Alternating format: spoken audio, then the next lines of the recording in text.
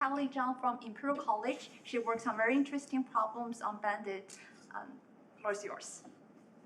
Okay, thank you. So today I'm talking about this work on impatient bandits and optimizing when rewards may be delayed. And this work is with Spotify. Okay. I don't think this is working for me. Oh, okay, great. I think I missed a slide. So the motivation for this work comes from the fact that in a lot of settings, we are interested in optimizing for some long-term outcome of interest, but practically you may end up picking a more short-term outcome to actually have your algorithm optimize because you observe that information more quickly and it's faster for that algorithm to learn from. So for example, in recommendation systems, a short-term outcome you might think is easier to learn from is whether they click on this recommendation that you send them. But the long-term outcome that the company may care about is whether an individual is engaged with a certain recommendation for like 2 months following the recommendation. Similarly, in like digital health settings that I've worked in, the goal maybe long-term goal is to optimize somebody's like cardiovascular health, which may be measured through like some stress test in like 6 months, but the short-term goal a lot of these algorithms learn from is some maybe like their daily step count or whether they meet their daily step goal. Okay, so in this problem of learning when outcomes may be delayed, there appears to be this trade-off in terms of what type of outcome you choose to learn from. So on one hand, you can learn from the long-term outcome, but then you may need to learn, this is very aligned with your actual goal, but this may delay learning because you have to wait until the outcome is observed before you start learning. On the other hand, you can use a short-term proxy to learn as the reward signal, but this is not necessarily aligned with your long-term goal, but it allows the algorithm to learn faster. Additionally, there is work on developing proxy surrogate rewards by learning some, perhaps there are intermediate outcomes that you can use or like a medium-term outcome that could act as like a better surrogate for the real reward, but is observed faster than the long-term reward. And there's work developing when such surrogate methods work well.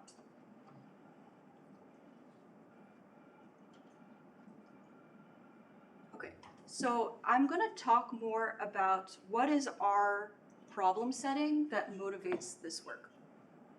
So we're in a recommendation system setting, particularly for recommending podcasts. And the goal of the algorithm is to recommend podcasts to maximize like user engagement for the 60 days following the recommendation.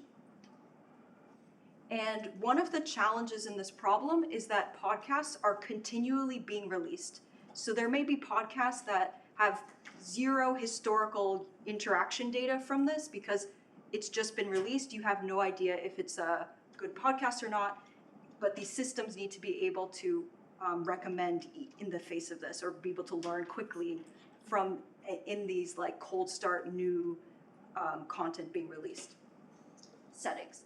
And so like these standard kind of collaborative filtering methods for recommendation systems are not going to work here. And so some naive solutions here are to, learn with delays or use some kind of imperfect proxy as the reward signal. Okay. So the main idea of this work can be summarized, I feel like comes out from this figure, which is that suppose we have observed 10 days following the recommendation of some podcast to 2 individuals. And by day 10, we can already get a sense that user 1 is more likely to be engaged for more days than over these 60 days than is user 2. And somehow the algorithm should be using this information, this like imperfect partial information that you've seen up to day 10 to like properly decrease its uncertainty in the quality of these recommended podcasts and use that to inform decision making. So these early signals may be predictive of this long-term outcome and should properly and appropriately decrease the algorithm's uncertainty given this like noisy early signals.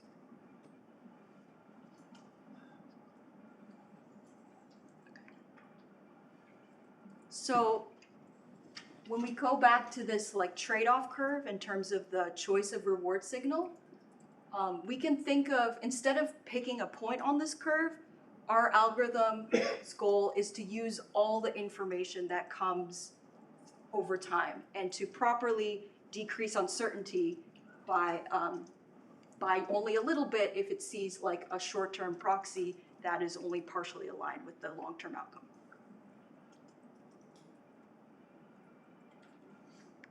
Okay, so just to give an overview of what I'm going to talk about, so we're going to introduce this progressive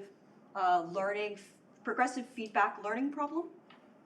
I'm going to talk about a Bayesian banded algorithm for learning in this type of progressive feedback setting. We're going to provide a regret bound that is going to depend on this quantity that we're going to define called the value of progressive feedback. So what's the value of incorporating this progressive information? And additionally, I'm going to talk about results in both synthetic simulations and real A/B tests that were deployed at Spotify, and a version of this type of method was later deployed to millions of users at Spotify in the app. Okay, so I'm now going to talk about the model and the algorithm. So just to give a very brief overview, I'm sure you guys all know this, about bandit algorithms and Thompson sampling. So we can think of a multi-arm bandit problem as a setting in which you have some finite number of arms, and when you select an arm, you get a reward drawn from a distribution associated with that arm.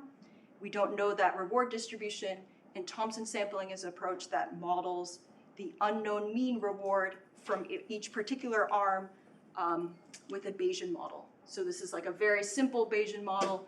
We model the mean as drawn from a Gaussian, and the rewards are drawn from with that mean with some Gaussian noise added. And these algorithms are able to manage this exploration and exploitation trade-off by maintaining this posterior distribution over its uncertainty in these mean rewards, which it updates as it sees more information over time. Okay, so I'm going to now formally describe this progressive feedback setting. So each day, a group of users arrive. We use little m to denote the number of we assume like a constant number of users that arrive each day. And we use capital UT to denote this group of users that arrive on day T. The algorithm selects an action for each of these users in this group that arrives. The actions may also have features, but this is not a super important point, but they could have associated features like this podcast is a comedy or news or something. The outcomes associated with selecting an outcome are this vector, which has dimension j. So j may be 60 days, and these y's are the observations for user u following the recommendation. On like day 1, following the recommendation, you see y1, then the next day you see y2, and so on. And so just to see a figure, like on day 1, you get m users arrive, you select actions for those users, and then you get to immediately observe their day 1 outcomes.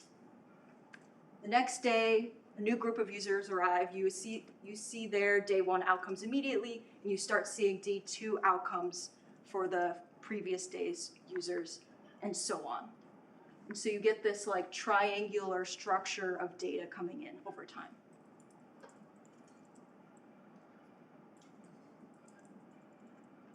Okay. We use potential outcomes to model counterfactual outcomes. And so in particular here, our counterfactuals are vectors. So this bold Y denotes this vector of potential outcomes that you would observe if individual U was assigned action A, little a.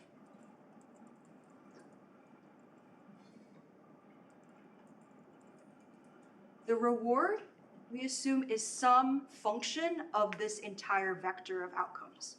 So for example, you could take this function to be the sum of these rewards or the final outcome in this vector. In this work, we focus on functions R that are linear in this vector, but we don't think that this is necessarily like a something that can't be overcome. It's just made the analysis easier. So our algorithm posits the following multivariate Gaussian model. So similar to this, the Gaussian model I showed in the standard multi-arm bandit setting, here, because our outcomes are now vectors, we now have this multivariate Gaussian model where this theta A denotes this mean vector that's sampled from a prior that may depend on the features of this particular podcast. And the outcomes are sampled from a multivariate Gaussian with this mean theta and with this mean theta and a covariance matrix V. And it's going to turn out that the structure of this covariance matrix is going to be extremely important for the functioning of this algorithm, because it's basically saying how correlated are the early outcomes that you see with the later outcomes that you're going to see later. And so the structure of this V matrix is going to affect how the algorithm updates its uncertainty based on information it's seen early on. We mostly focus on this like simple multivariate Gaussian model because it allows us to have closed form posterior updates. But the algorithm is well defined, even if you don't use this particular model. The key is that you need to have a Bayesian model that jointly models all these outcomes over time. Okay. And let me know if there's any questions. I'm happy to take any clarifying or questions throughout the talk. Oh yeah. So do you assume you know this V, or is just a placeholder? Yeah, so in practice, we're going to use data to fit this. And I'll talk more about this. It turns like we assume that we are able to estimate this well. So this is basically a plug into your algorithm. Yeah. We're going to fit it via empirical Bayes, but I'll talk more about it. Yeah. In this case, the Y must take value in R, right? Otherwise, so if it's only like if I only take value in a discrete set, then this is not easy to implement. So we can always run this algorithm even if the outcomes are discrete, but the model models it as Gaussian. In practice, it often works quite well. Yeah. So in most of our simulations are in this setting where the actual outcomes are discrete, but we're going to use this Gaussian model, and it works fine.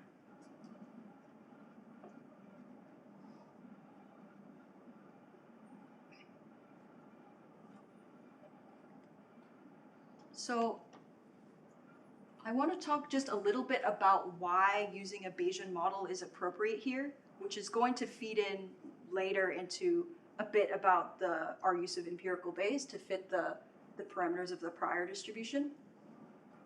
So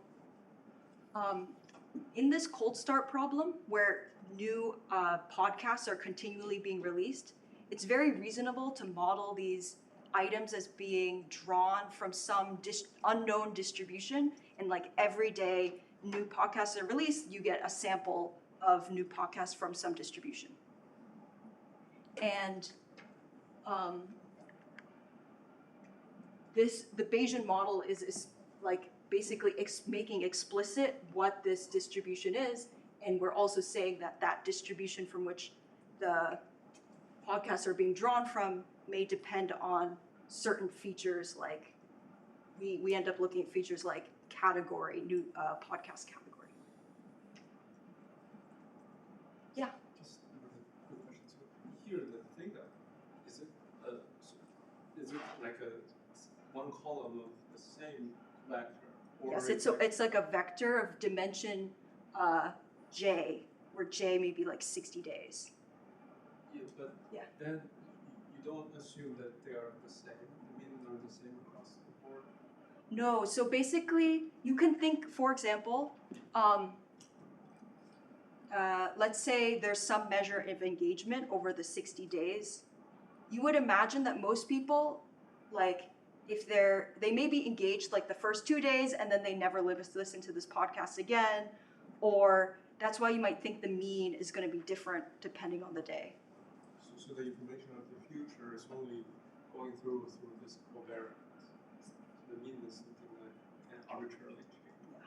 Yeah, the correlation of the outcomes over time is really coming from this V. Although there is correlation between what the mean values are through the sigma.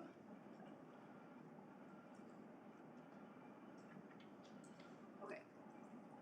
So we define the optimal action as the action with the highest expected reward, given we know condition on theta. And we measure the quality of our decision-making algorithm through the average regret, which is just the difference in the expected reward under the optimal action compared to the average reward under our action. And we look at this quantity at each like batch or time step t, or day. And this regret averages, is a Bayesian regret, in that it averages over the draw of actions or items, podcasts being released, drawn from this meta distribution, which is the prior.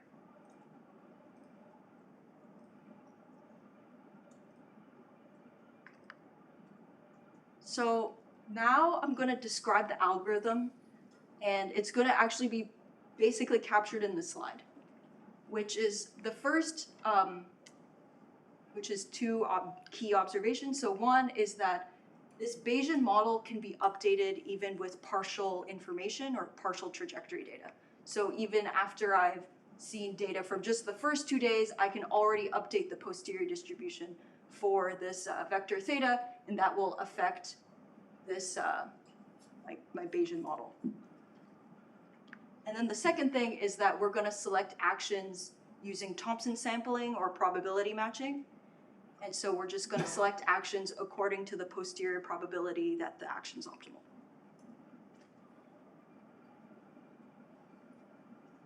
That's basically it. And we can write out our algorithm, but I think you guys get the main idea. Happy to take any questions about it, but I won't go through this step by step. Okay. And now I'm going to talk about the regret bound and what we call the value of progressive feedback. So one question we had is, can we mathematically quantify what's the value or benefit of incorporating this progressive feedback in learning? Especially compared to an algorithm that learns just with the final delayed reward.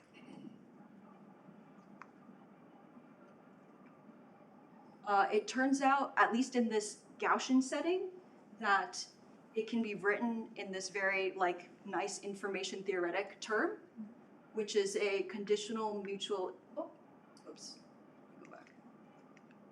Sorry.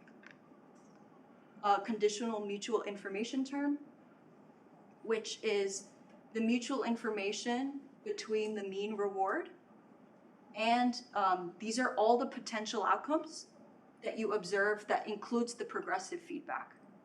So on day 3, I get to observe the partial information up to day 3. And this is conditional on the potential outcomes if you only observe the delayed outcomes. So basically, on day 3, this will be an empty set because you wouldn't have observed any information yet, any of the delayed outcomes yet. And so another thing to note about this quantity is it's entirely a property of the underlying environment and the choice of these progressive feedback outcomes, and it's not doesn't depend on the algorithm itself.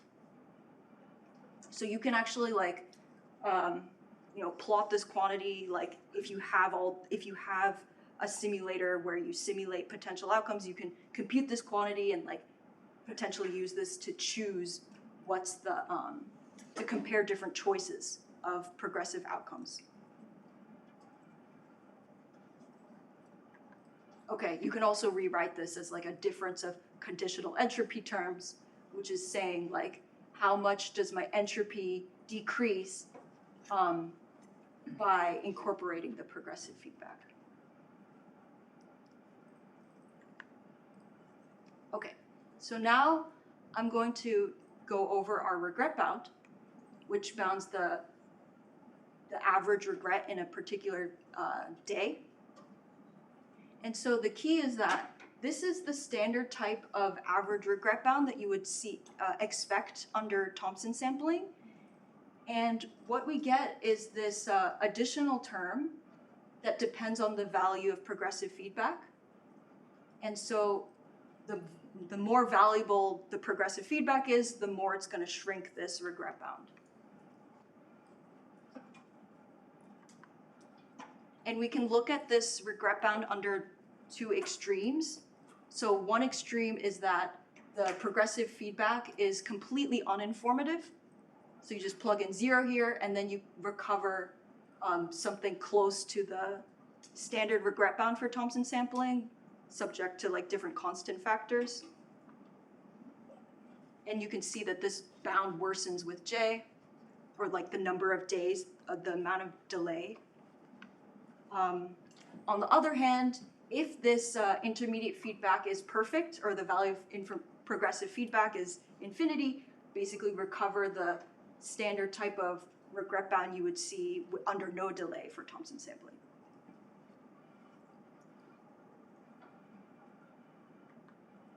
Okay, so now I'm going to talk about our simulations in both synthetic and semi-synthetic settings.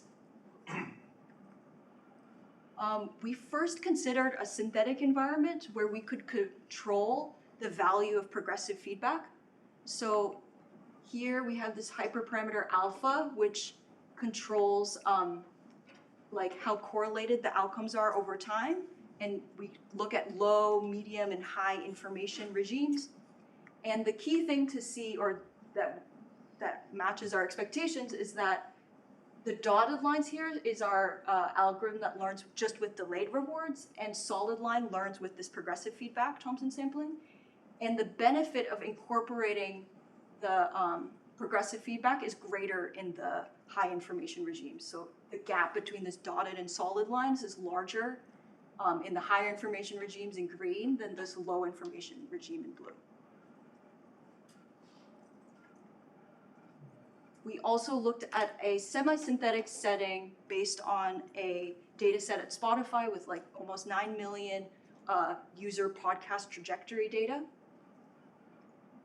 We use part of this data set to fit the Bayesian, the prior, and then the rest to simulate.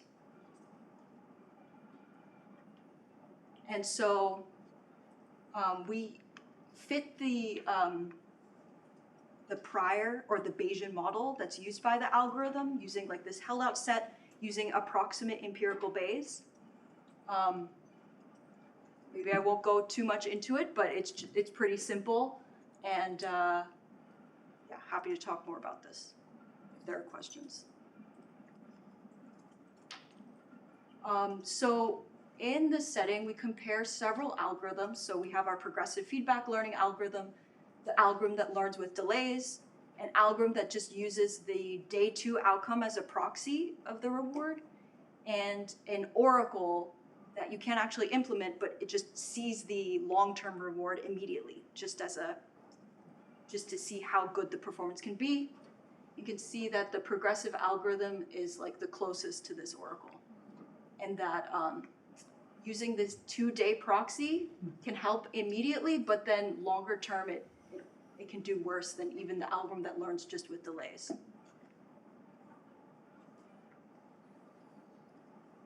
Something else that's quite interesting is we looked at our algorithm when we use an uninformative flat kind of prior.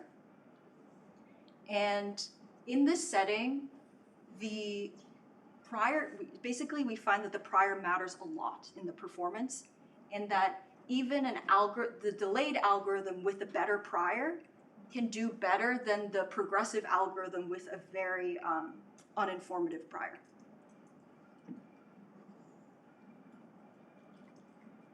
Okay, now I'm going to talk about the A/B test. So this type of algorithm was used in particular in a shelf in Spotify. So this shelf, in particular, in the ordering of the ranking of the what shows to show in the order in the shelf. So podcasts are filtered from millions to a more manageable, personalized set, and then within that set, the algorithm ranks them. So in this A/B test setup, there's a treatment and control policy, and the control policy is one that fits the following model to score potential podcasts. So one, it's scoring the probability that this individual will click given that you've shown them the podcast. And then this, that's like the clickiness of this podcast.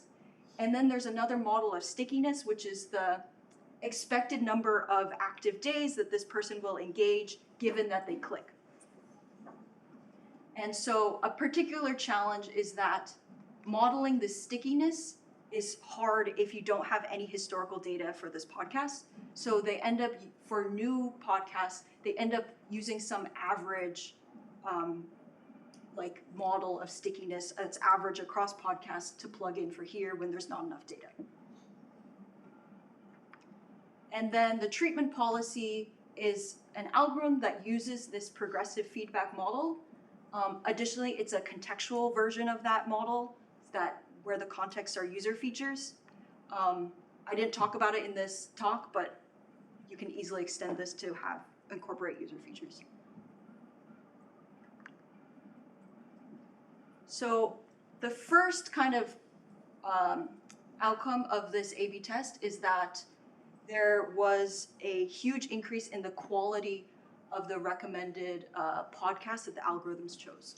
So on the left, it's results increase over control for all impressions. So basically recommending all types of podcast shows. And then this is only for recent shows. So we expect that the algorithm would do better on these recently released shows. But, and so it's like the 60 active days, the number of 60 active days increased by 50%. Total listening minutes in those 60 days to the podcast increased by 60%, which is these are very huge in type of A/B testing settings. And even increases for all shows were quite large, over 12% in the increase in the number of listening days. Okay, and the second observation was that there was little to no change in the volume of recently released shows. So it wasn't that the treatment policy was just not recommending as many newly released shows compared to the control policy. It actually was we looked at the difference in the number of recently released shows, and it was very comparable. And basically, all it was altering was which shows to recommend and to whom.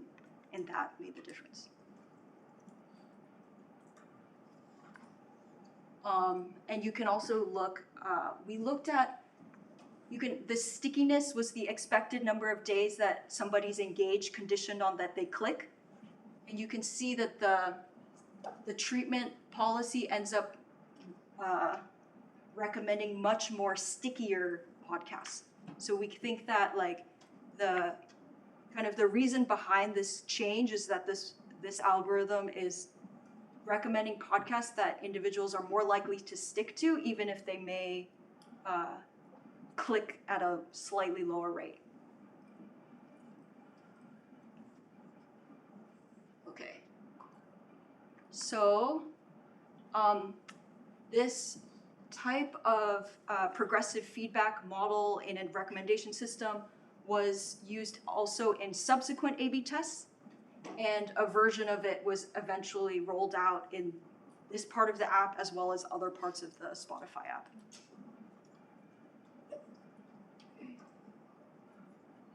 So I think this is close to the end. I just wanted to give like 1 to 2 slides on like another piece of work that's a little bit related to this, which is this problem of, like suppose that this showed up in the Spotify setting too, that they're thinking, I think like where a lot of these recommendation systems are going is people are thinking about using some kind of foundation model to read foundation model to take in the entire audio of the podcast and use that information to inform its recommendations. And something that's particularly challenging is like, how do I do Thompson sampling if I have like a billion parameter foundation model in the loop? And so this work is about how do you implement Thompson sampling when you may have like a foundation model in the loop. And the key kind of idea is that traditional Thompson sampling, you view the source of the algorithm uncertainty is from some latent parameter that is unknown, like the models of the weight, the weights of my model are unknown, I put a prior on them, and that's my source of uncertainty. And what we do instead is we view the outcomes that we, like basically we think of each having like a potential outcomes table of like, oh, I could recommend this individual action A or action 2 or action 3, and this is the potential outcomes table. And the quantity of interest that is the algorithm's uncertain about is like the missing outcomes in this table. And we end up like using generative sequence models for quantifying uncertainty and implementing Thompson sampling. And it turns out that this like view of missing outcomes as the source of uncertainty is actually closely related to classical ideas in multiple imputation and Bayesian modeling and missing data view of causal inference. But my understanding is that it just didn't take off back then because like it wasn't as computationally feasible to do such sequence modeling previously or have such rich models. So that's the end of my talk, and I'm happy to take any additional questions if people have, or happy to chat.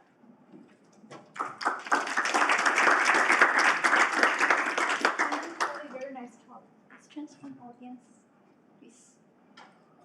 Is it possible to incorporate model as control for the release schedules of podcasts? Something like maybe some particularly is that information that's possible to incorporate into this framework? I see. So I guess as you saw in this previous slide that we are just recommending the podcast itself, like in the shelf, which doesn't say anything about the schedule of release, but you could potentially be a feature of that podcast, like we remember we had these features Z, which were like you could have like the category of podcast, but it could also be schedule information could be in that feature. I guess I was just thinking that Yeah. if I have a daily podcast and I listen to it every day, and then a weekly podcast where I listen to every week, I mean, from my point of view, I'm engaged with them the same, but I guess it will be skewed in the like I can't remember the stickiness or I think one of the Right. That is true.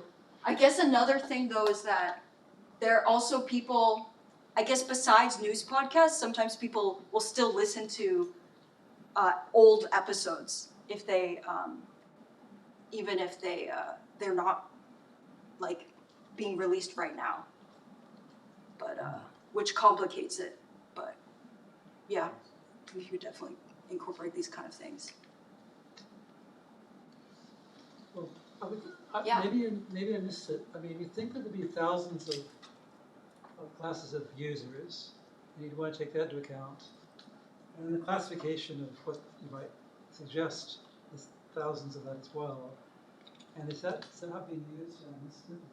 Oh, Yeah. so like the user, like information about the You're user? a woman, you're voted Yeah, for Trump, you're- So I didn't talk about it, Yeah, yeah. but there are versions of this where you incorporate user features, for sure, like, Yeah. It sounds tricky because you don't want to separate, you lose information if you just separately train for each class of users. Right. Yeah, so it's right, a big challenge.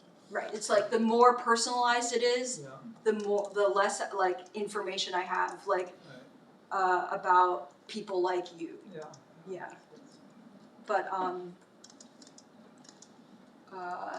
there's information about the users and the podcast both in this like filter, this huge filtering step, which like our algorithm does not touch at all. And then our algorithm is mostly dealing with this ranking within after you've filtered it down significantly.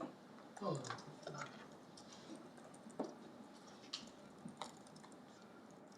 I have two questions. Sure. One is you mentioned taking account into the short-term reward and long-term reward, like maximizing engagement for 60 days. Are there any interesting settings that you will consider stochastic decays, not just a fixed decay J?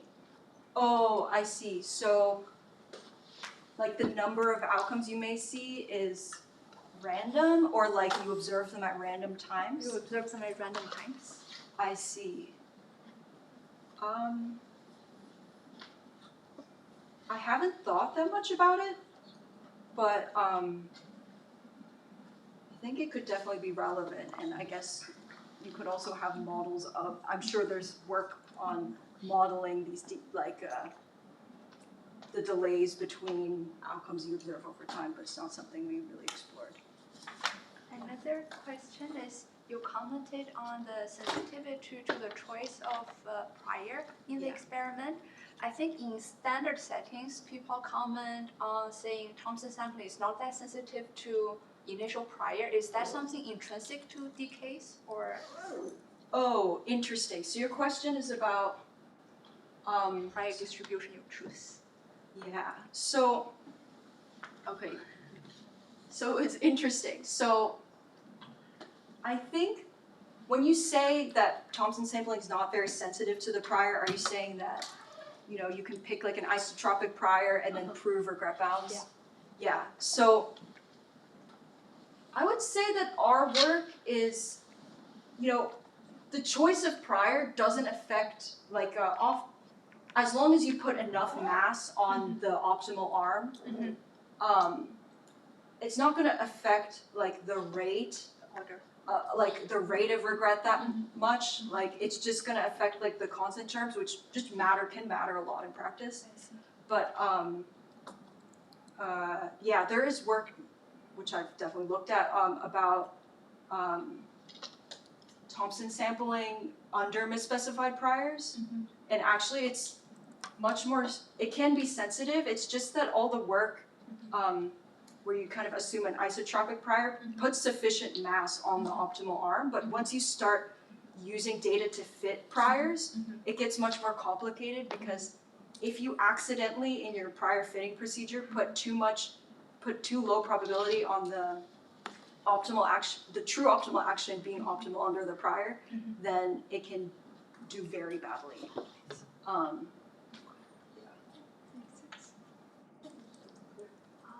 Okay, thank you, Kelly, very much for the very nice